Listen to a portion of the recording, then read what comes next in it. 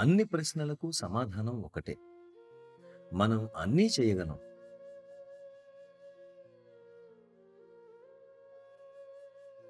కొంతమంది అంటుంటారు, గురువుగారి దయ ఉంటే అన్నీ జరుగుతాయని.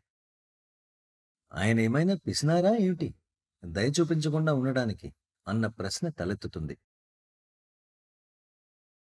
మన దగ్గరే కొన్ని లోపాలు ఉన్నాయన్నమాట.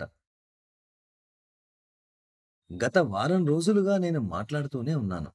ఎప్పుడైనా మనం ఎవరినైనా చూసినప్పుడు, ముఖ్యంగా నేను ఎప్పుడైనా ఒక వ్యక్తిని చూసినప్పుడు నా హృదయం ఎంతో సంతోషంగా ఉంటుంది. వాళ్ళ స్థితి ఎలా ఉంటుందంటే, చాలా తేలికైన స్థితిలో ఉన్నట్లు అనిపిస్తుంది. వారి పాదాలను తాకాలి అన్నట్లు అనిపిస్తుంది.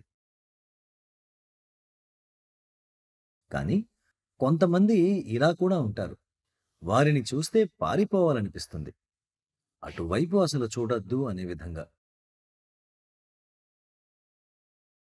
కాబట్టి ఇలా ఎందుకు జరుగుతోంది? ఇలా ఎందుకు అనిపిస్తోంది? ఈ తేడా ఎందుకు అని నేను విశ్లేషించినప్పుడు, అలా అని వారు అందవిహీనమైన వారేం కాదు. అందంగానే ఉంటారు. మంచి పర్సనాలిటీ కూడా ఉంటుంది. కానీ లోపల నుంచే మనకు అలాంటి భావన కలుగుతుంది. ఒకలాంటి భావన. చెప్తుంటారు కదా! చూడండి. ఉత్తర ధ్రువం, దక్షిణ ధ్రువం లాగా.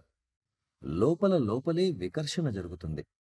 మనం ప్రయత్నమైతే చేస్తాం వారికేసి చూసి మాట్లాడటానికి.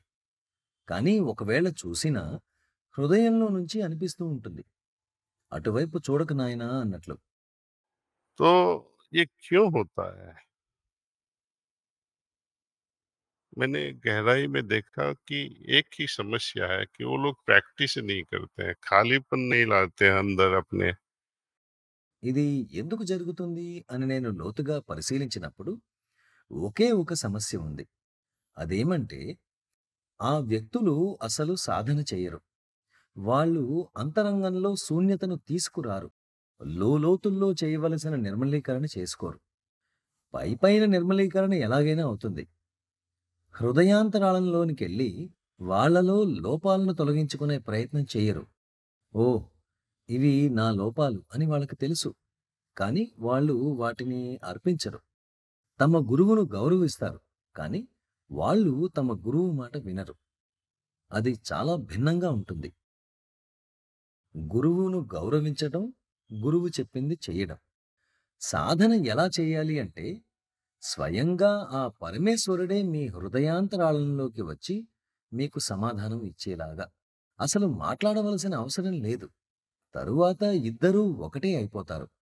సహజ మార్గ పద్ధతి యొక్క వాగ్దానం ఏంటంటే, ఎవరైతే సహజ మార్గ విధానంలో సూచించిన విధంగా ప్రార్థన, నిర్మలీకరణ మరియు ధ్యానం సక్రమంగా చేస్తుంటారో, వాళ్ళు ఈ జీవితంలోనే, ఇప్పుడే దీన్ని అనుభూతి చెందుతారు.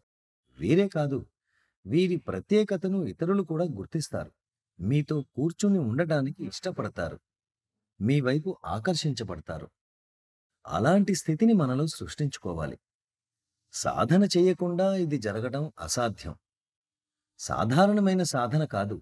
క్రమం తప్పని ఉన్నత శ్రేణి సాధన చేయాల్సి ఉంటుంది. గురువులు వస్తుంటారు, వెళ్తుంటారు. కానీ మనలో మార్పేమీ ఉండదు. మళ్ళీ ఇలాంటి అవకాశం దొరుకుతుందో లేదో.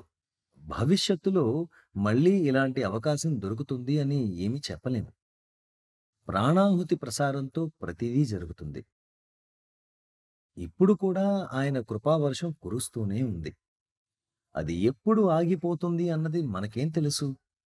అందుకని దయచేసి ఈ యోగ ప్రసారపు అవకాశాన్ని సద్వినియోగం చేసుకోండి. సరైన వైఖరితో మీ ప్రయాణాన్ని వేగవంతం చేయండి.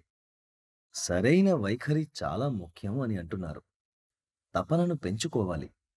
బాబూజీ అనేవారు, హృదయంలో తపన లేకపోతే కనీసం కృత్రిమంగా అయినా సరే 2, 3 కన్నీటి చుక్కలు కార్చైనా సరే రాత్రి ప్రార్థన చెయ్యండి అని. బహుశా ఏదో ఒకరోజు నిజమైన తపన పెంపొందించబడుతుంది.